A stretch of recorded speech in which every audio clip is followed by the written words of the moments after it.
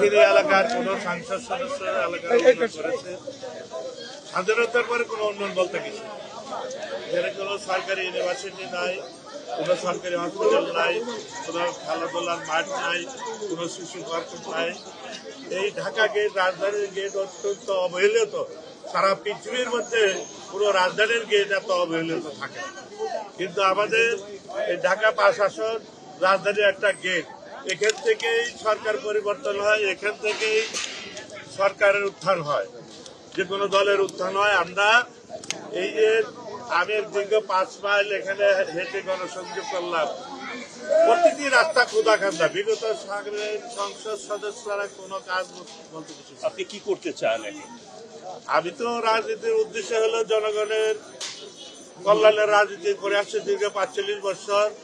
আমি জনগণের এই যে কথাগুলি বললাম, কোন সরকারি হসপিটাল বা ইউনিভার্সিটি, শিক্ষা প্রতিষ্ঠান, খেলাধুলার মাঠেগুলি সব গড়ে তুলবে। আর আমাদের এখানে কোনো রাস্তাঘাট নাই, শুধু আমাদের হাই রোড, এই ড্যামরা রোড আর বিশ্ব রোড, চিটাং রোড। এই রোড ছাড়া আমাদের ভিতরে ঢাকা 5 আসনে কোনো রাস্তা পাকা নাই, সব রাস্তা কোথা খান্দা এখনো কাঁচা রয়েছে স্বাধীনতার।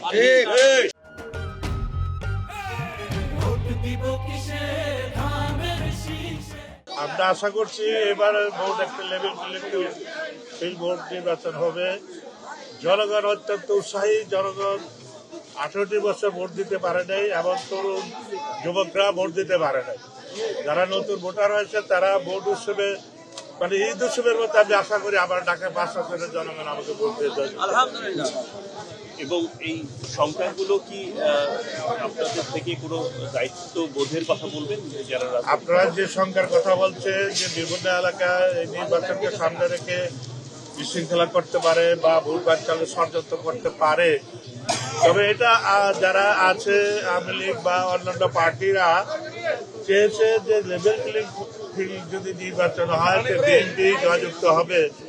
এই জন্য কিছু কিছু ছোট দল এবং আওয়ামী লীগ তারা চাচ্ছে যে ভোটার বানচাল করে এই দেশে একটা বিশৃঙ্খলা করে ভোট বানচাল করার একটা ষড়যন্ত্র গোপনে গোপনে আছে।